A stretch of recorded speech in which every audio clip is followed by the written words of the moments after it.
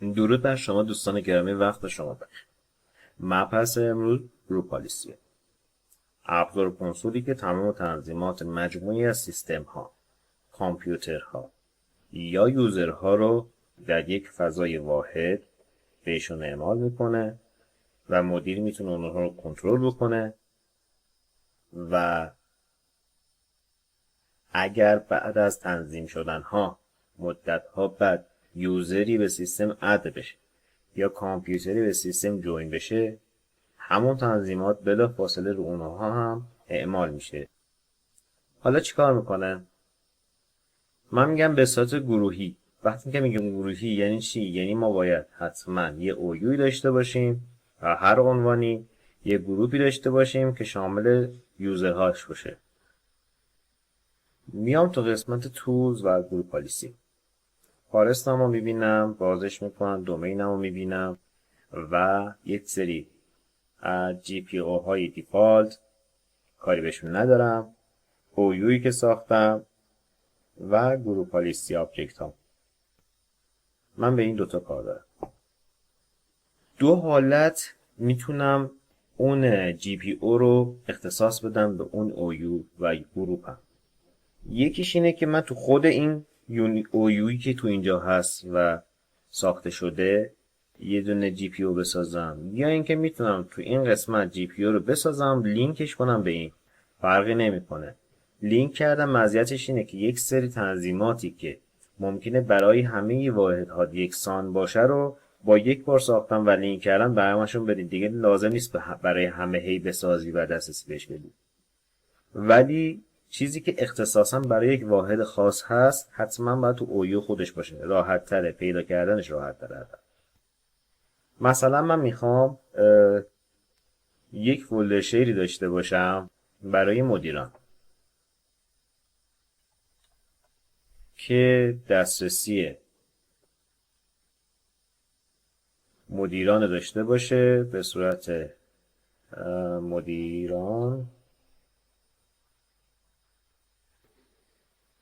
به صورت فول everyone حذفش میکنم. اوکی این آدرس کپیش میکنم.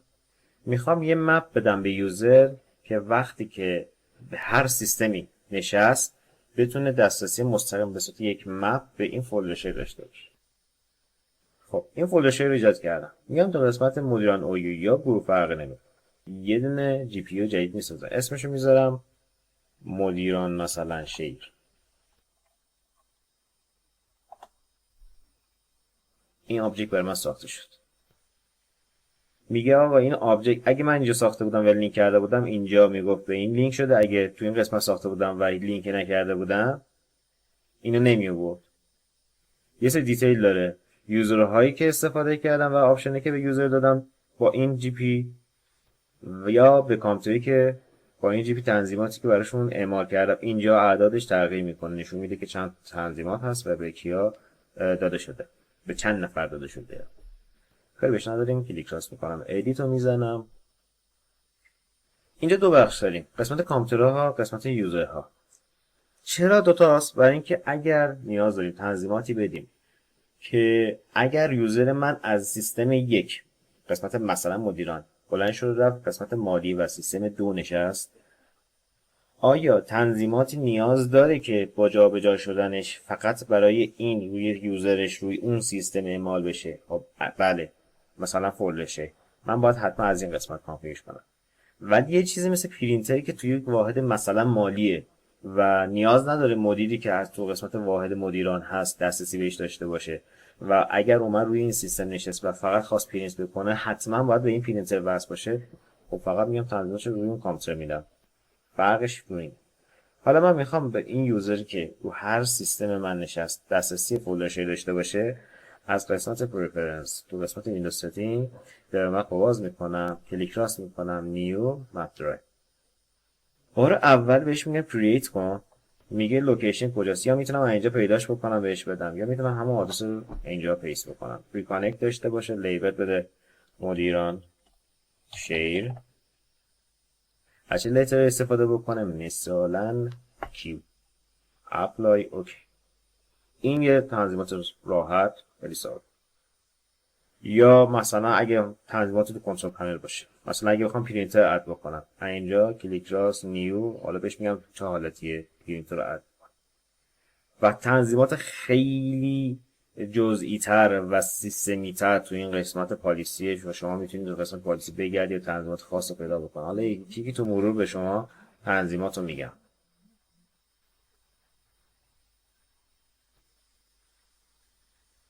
خب حالا میریم سمت کلاینت. ببینیم کلاینتی که به عنوان مدیر صرف یک بود آیا این پالیسی رو دریافت میکنه یا دریافت نمیکنه. برای اینکه پالیسی دریافت شه چند حالته. یکیش اینه که بین 30 دقیقه تا 90 دقیقه به صورت رندوم شما باید صبر بکنید تا سیستم کلاینت درخواست آپدیت گروپ پالیسی رو بده، گروپ پالیسی های جدید بده و رو سیستم اعمال بشه، یا اینکه سیستم باید یه مدتی خاموش باشه روشن بشه، خیلی رو ساین اوت حساب نکنید که همون لحظه بخواد بهش بده، یا اینکه به یوزرمون از طریق دستور GP update /force درخواست آپدیت فورس جی پی رو بدیم. حالا امتحان میکنیم. خب لاگین شد. حالا من قسمت ران CMD رو باز میکنم. دو تا موضوع داریم. GP update میاد بر اساس الگویی که آخرین با تعریف شده میاد آپدیت میکنه خودش رو، و گزینه دوم حتما حواستون باشه اینجا ساکسسفولی رو بده. GP update force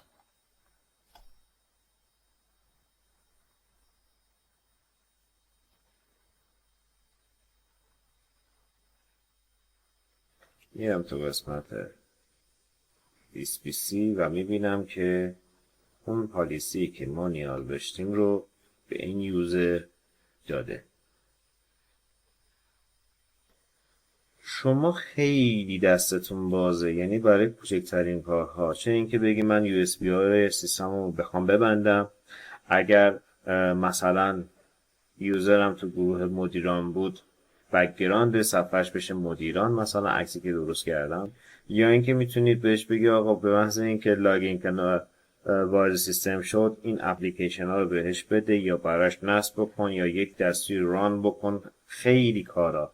یا میتونی خیلی از دسترسی ها رو برای یوزر ببندیم، مثلا بگی یوزر من وقتی اینجا کلیک کرد شات داون و ریست نداشته باشه و خیلی موضوع های دیگه. موفق و پیروز باشید.